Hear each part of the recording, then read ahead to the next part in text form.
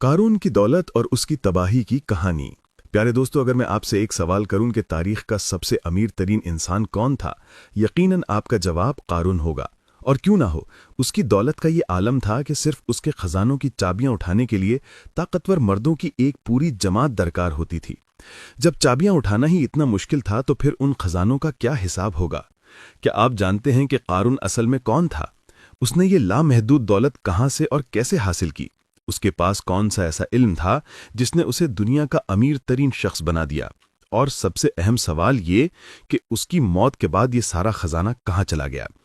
کیا آج تک کسی کو اس خزانے کا کوئی سراغ مل سکا ہے؟ یہ تمام حیرت انگیز معلومات آج کی اس ویڈیو میں ہم آپ کو بتائیں گے، لہٰذا برائے مہربانی ہماری یہ ویڈیو آخر تک ضرور دیکھیے۔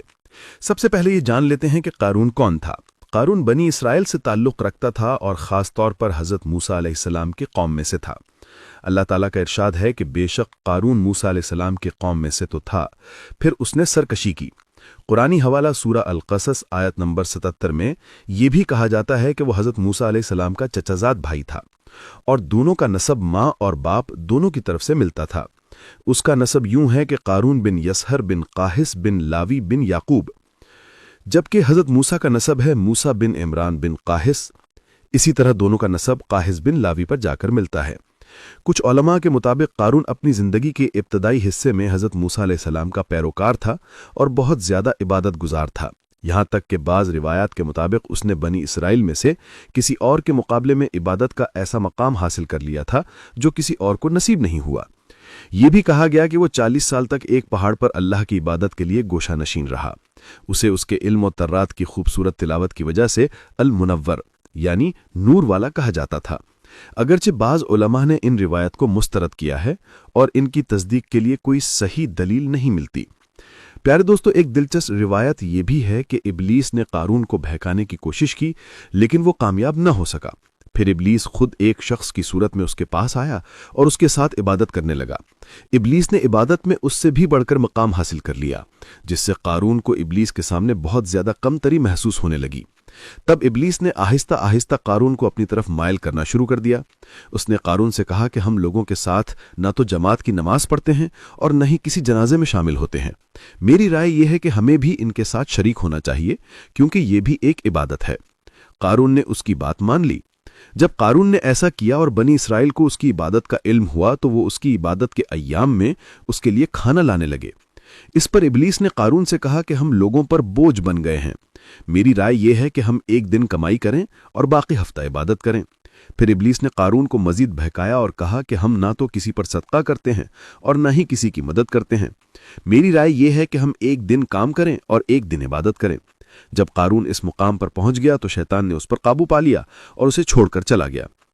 اسی مقام پر قارون کے لیے دنیا کھول دی گئی اور وہ اپنی سابقہ عبادت اور زہد کو بھول کر دنیا اور مال جمع کرنے میں مشغول ہو گیا، یہاں تک کہ اس نے ایسی دولت اکٹھی کر لی جس کی مثال پوری تاریخ میں نہیں ملتی۔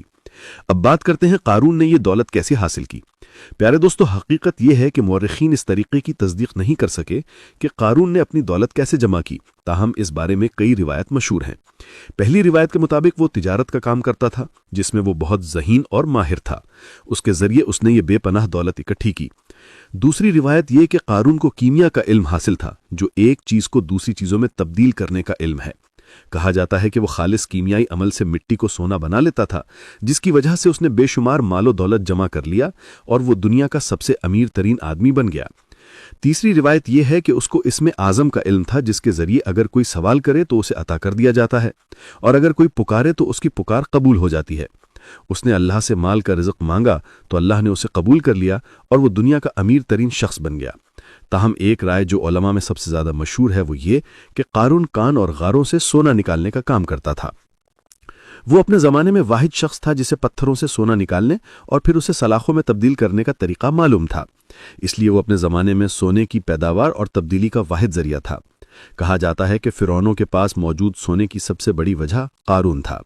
اسی طرح قارون بہت ہی کم عرصے میں اپنے زمانے کا امیر ترین شخص بن گیا۔ فرعون اسے اپنے دربار میں اپنی قوم کے دوسرے لوگوں کے مقابلے میں اس کی بے پناہ دولت کی وجہ سے زیادہ اہمیت دیتا تھا۔ یہیں سے قارون نے اپنے مال اور اپنی ذات اور اپنے اختیار پر بہت زیادہ غرور کرنا شروع کر دیا۔ وہ لوگوں پر اپنی دولت کا فخر کرنے لگا اور اللہ کے فضل کو بھول گیا۔ وہ بہترین لباس پہنتا، اپنے کپڑے سونے سے بنواتا، تکبر کی وجہ سے اپنی قمیص کو 1 یا 2 بالش لمبا رکھتا تھا۔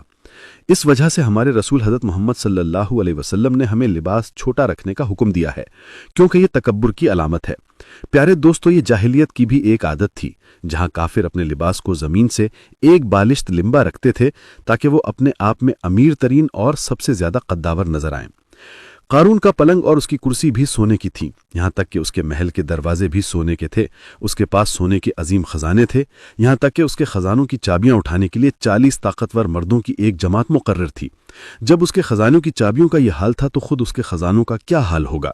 اللہ تعالیٰ کا فرمان ہے، اور ہم نے اسے اتنے خزانے دیے کہ ان کی چابیاں طاقتور مردوں کی ایک جماعت کو بھاری رکھتی تھیں۔ قرآنی حوالہ سورہ القصص آیت نمبر 76۔ قارون اور حضرت موسیٰ علیہ السلام کی کہانی اس وقت شروع ہوئی جب اللہ تعالیٰ نے بنی اسرائیل پر زکوٰۃ کا حکم نازل کیا۔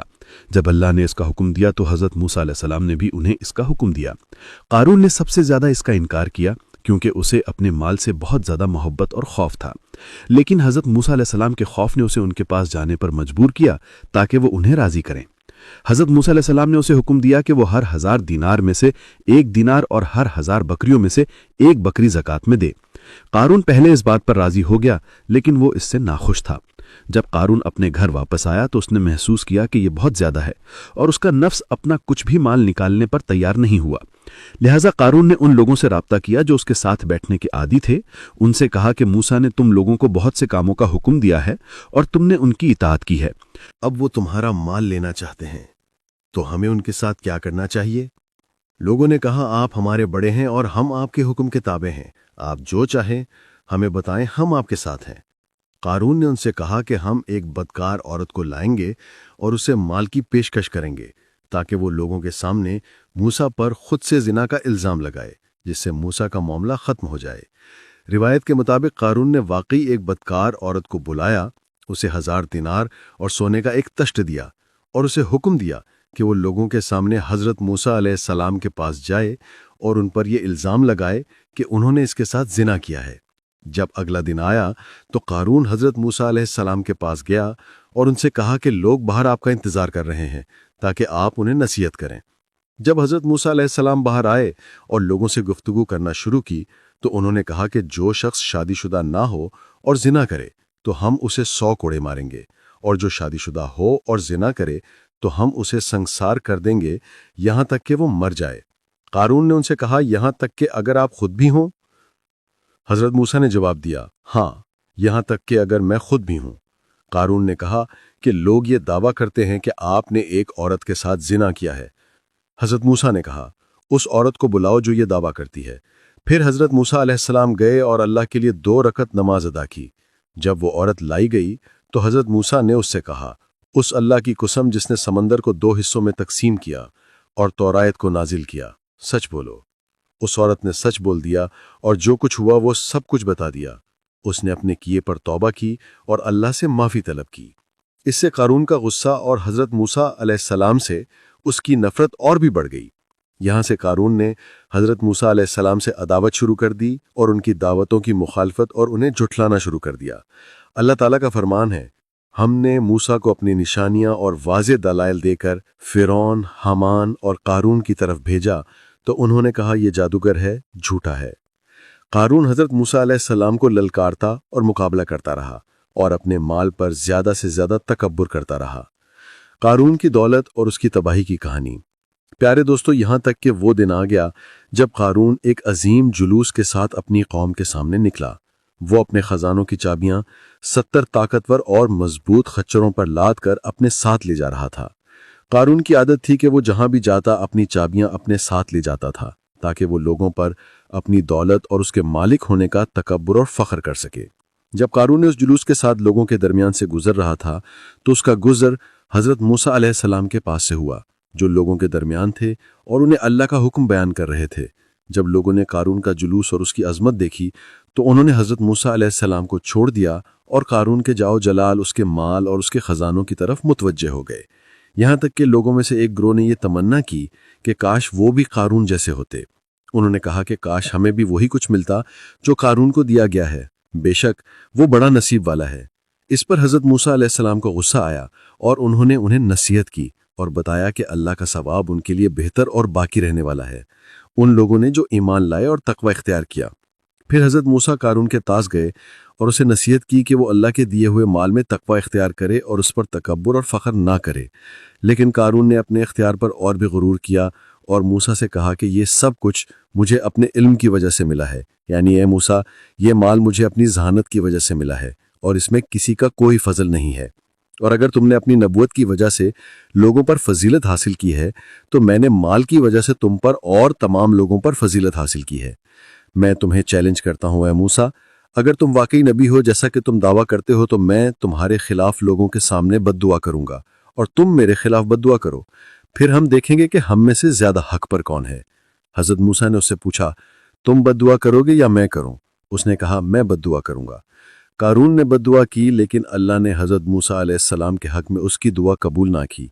پھر حضرت موسیٰ علیہ السلام نے کہا، اب میں بد دعا کروں؟ اس نے کہا، ہاں۔ حضرت موسیٰ نے کہا، اے اللہ، زمین کو حکم دے کہ آج میری اطاعت کرے۔ اللہ نے حضرت موسیٰ علیہ السلام پر وحی کی کہ میں نے ایسا ہی کر دیا ہے۔ حضرت موسیٰ نے کہا، اے زمین، انہیں اپنے اندر لے لو۔ زمین نے انہیں ان کے پاؤں تک اپنے اندر لے لیا۔ پھر انہوں نے کہا، انہیں لے لو، تو زمین نے ان کے گھٹنوں تک انہیں اپنے اندر لے لیا، پھر ان کے کاندھوں تک۔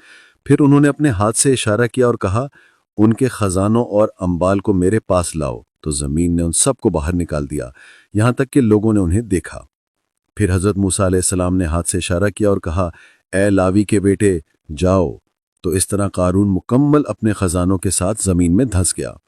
اللہ تعالیٰ کا فرمان ہے، تو ہم نے اسے اور اس کے گھر کو زمین میں دھنسا دیا، تو کوئی بھی جماعت ایسی نہ تھی جو اللہ کے سوا اس کی مدد کر سکتی، اور نہ ہی وہ خود مدد کرنے والوں میں سے تھا۔ ایک اور روایت ہے کہ جب قارون حضرت موسیٰ علیہ السلام کے پاس سے گزرا اور وہ لوگوں کو دعوت دے رہے تھے تو لوگ حضرت موسیٰ علیہ السلام سے دور ہو گئے اور قارون کی دولت سے فتنے میں پڑ گئے۔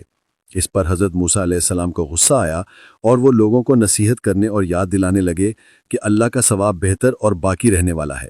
پھر حضرت موسیٰ قارون کے پاس گئے اور اسے فخر اور غرور نہ کرنے اور اللہ کے دیے ہوئے مال میں تقوی اختیار کرنے کا حکم دیا، لیکن قارون نے تکبر کیا اور موسیٰ کی بات نہیں سنی۔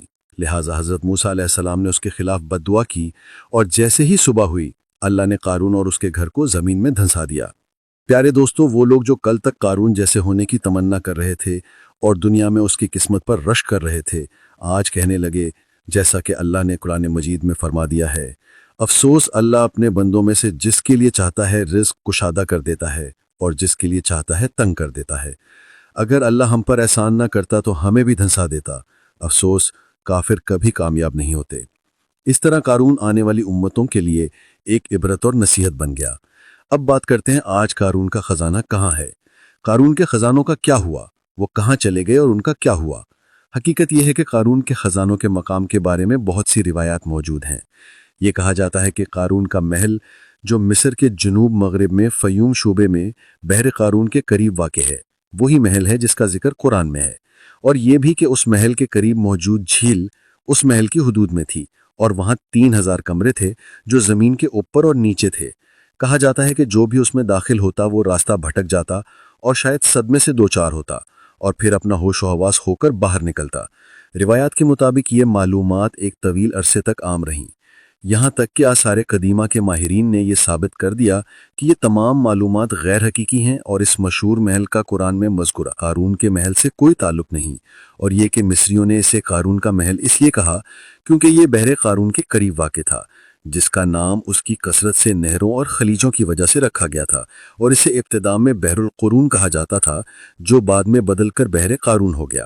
یہ بھی پتہ چلا کہ یہ معلومات یہودیوں نے پھیلائی تھیں جب وہ مصر میں موجود تھے۔ انہوں نے یہ افواہ پھیلائی کہ یہ محل قرآن میں مذکورہ قارون کا ہے اور تورات میں مذکورہ کورہ کا ہے۔ تورات کے مطابق کورہ لاوی بن یعقوب کی نسل میں سے تھا، جس نے نبی حضرت موسیٰ علیہ السلام اور ہارون علیہ السلام کے خلاف بغاوت کی قیادت کی تھی۔ اللہ نے اسے زمین کو پھاڑ کر اور اس کی جماعت اور اس کے گھروں کو نگل کر سزا دی۔ علماء نے یہ بھی تصدیق کی کہ یہ عمارت جسے قارون کا محل کہا جاتا ہے وہ ایک قدیم مندر ہے اور اس کا قارون اور اس کے محل سے کوئی تعلق نہیں۔ اسی طرح اس کا بھی کوئی ثبوت نہیں کہ وہ موجودہ بحر قارون وہی جگہ ہے جہاں قارون رہتا تھا۔ इन तमाम बातों के बावजूद बहुत से लोगों ने उन गर्कशुदा खजानों को तलाश करने की उम्मीद में झीलों की गहराइयों में गोता लगाया, लेकिन अब तक कोई चीज नहीं मिली। जबकि कुछ लोगों का ख्याल है कि कारून का महल इराक के इलाके नैनवा में वाक़ था। उन्होंने कारून को कदीम नैनवा के बादशाहों में से एक अपोलो से जोड़ा, जिसके पास जमीन के नीचे खजानों में महफूज बेपनाह दौलत थी। लेकिन ये मंतकी नहीं है, क्योंकि कारून मिस्र की सरजमीन पर था, इराक में नहीं। इसी तरह हम देखते हैं कि कारून के खजानों के मकाम के बारे में बहुत सी कयास आराइयाँ और रिवायत मौजूद हैं, और हर दौर में ऐसे लोग सामने आते हैं जो ये दावा करते हैं कि वो इन खजानों का मकाम जानते हैं। प्यारे दोस्तों, लेकिन ये हकीकत है कि ये तारीख के सबसे बड़े राजों में से एक राज है जो अब तक बेनकाब नहीं हुआ और शायद कभी भी बेनकाब ना हो। यहाँ तक कि दुनिया के अमीर तरीन शख्स की कहानी और उसके खजाने हमेशा एक राज बनकर ही रहेंगे। अल्लाह ताला ने उसका जिक्र कुरान मजीद में हमारे लिए एक इबरत, एक निशानी और एक नसीहत के तौर पर किया है। कुरान हमेशा माजी की उम्मतों की कहानी इज्तिमाई या इनफरादी तौर पर बयान करता है, ताकि बाज़ लोगों की झूठी बातों को रद्द किया जा सके, या ताकि उन लोगों के लिए इबरत हो जो नबी मोहम्मद सल्लल्लाहु अलैहि वसल्लम की दावत का इनकार करते हैं और झुठलाते हैं। कारून की कहानी से हमें बहुत अहम सबक मिलते हैं। सबसे पहला सबक ये कि दौलत और ताकत का असल मालिक अल्लाह ताला है, इंसान की अपनी कोई हैसियत नहीं। कारून ने यह समझा कि यह सब कुछ उसके अपने इल्म और जहानत की वजह से है, लेकिन अल्लाह ने उसे दिखा दिया कि असल ताकत किसके पास है। दूसरा सबक यह है कि तकब्बुर और गुरूर इंसान की तबाही का बाइस बनते हैं। जब इंसान अपने आप को सबसे बड़ा समझने लगता है तो अल्लाह उसे नीचा कर देता है। तीसरा अहम सबक यह है कि दौलत को अल्लाह की राह में खर्च करना चाहिए। कारून ने अपनी तमाम दौलत को सिर्फ अपनी नुमाइश और तकब्बुर के लिए इस्तेमाल किया। उसने ना ज़कात दिन गरीबों की मदद की। नतीजा ये निकला कि उसकी तमाम दौलत उसके काम ना आई। चौथा सबक यह है कि दुनिया की चमक दमक आर्जी है। कारून की तमाम शानो शौकत चंद लम्हों में ख़त्म हो गई, उसका कोई निशान बाकी न रहा। आज के दौर में हमारे इर्द गिर्द बहुत से कारून मौजूद हैं। वो लोग जो अपनी दौलत पर फ़ख्र करते हैं, जो गरीबों को हकीर समझते हैं, जो जुल्म करते हैं, जो रिश्वत लेते हैं और अवाम का हक मारते हैं। उन सबको कारून का अंजाम याद रखना चाहिए। अल्लाह की गिरफ्त बहुत सख्त है और जब वो पकड़ता है तो कोई बच नहीं सकता।